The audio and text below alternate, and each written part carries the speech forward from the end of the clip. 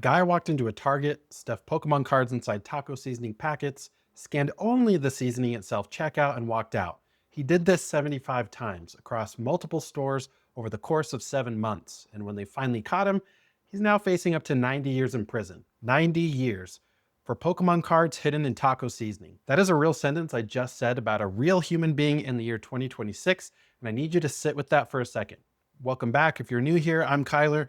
Today we're talking about how Pokémon, a franchise literally invented because a Japanese man loved catching bugs as a kid, has somehow become the backdrop for an international crime spree, fistfights between grown adults at Costco, home invasions, and the complete annihilation of a hobby that used to be about a 10-year-old pulling a holographic Charizard and losing his absolute mind at the lunch table. We are so far past scalpers are annoying at this point, we're in full-blown societal rot territory. So buckle up, because we need to talk about what the hell happened to Pokemon. So let me give you some context on why this is happening. Pokemon card values have gone up over 145% in the last year alone.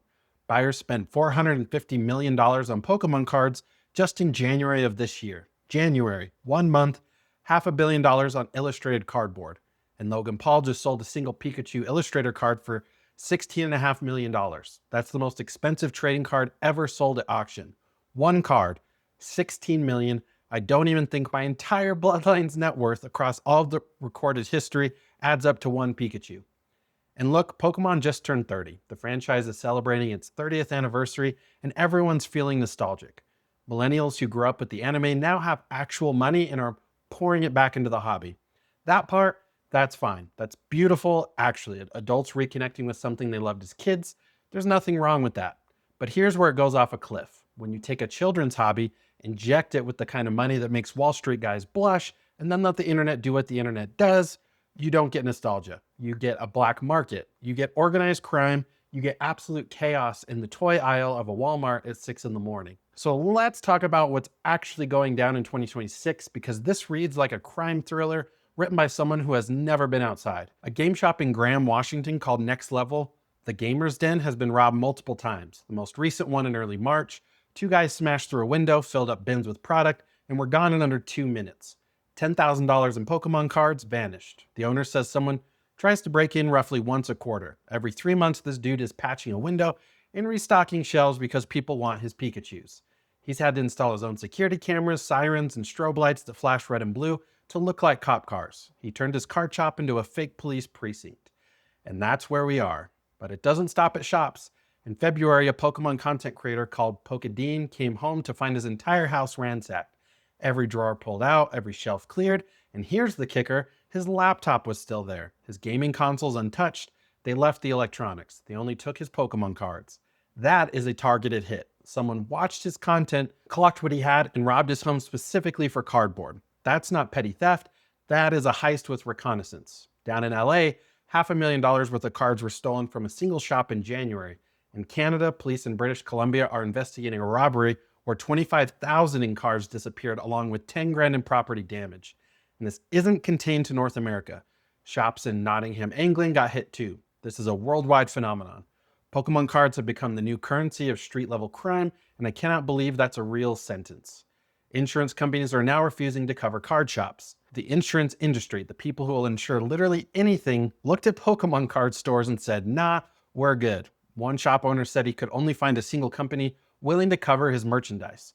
You know things are bad when insurance companies, whose entire business model is taking your money and hoping nothing happens, decide the risk is too high. Now here's where this gets personal for a lot of you, because the crime stuff is obviously insane, but the thing that's slowly poisoning this hobby from the inside out is the scalping. And I'm not talking about some dude buying an extra booster box to flip. I'm talking about an organized ecosystem of grown adults whose entire personality revolves around extracting every last cent from a children's trading card game. You've seen the videos, herds of middle-aged men sprinting through Costco the second a pallet gets unwrapped, shoving each other out of the way like it's Black Friday for a PS5. There are TikToks of grown adults getting into actual fist fights in the toy aisle of a Target. Fist fights over who gets to the Destined Rivals display first. You are a 40-year-old man throwing hands in front of a sign that says ages 6 and up. So reflect on that. Take a long look in the mirror and ask yourself what happened.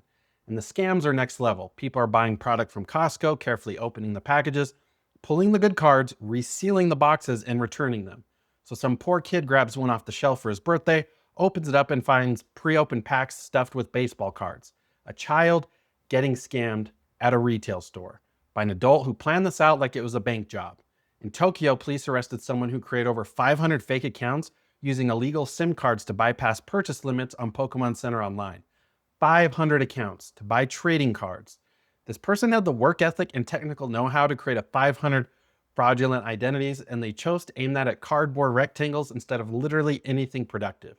And the Pokemon Center website itself, the official store, is basically empty when it comes to TCG product. The main distributor can't even keep its own shelves stocked.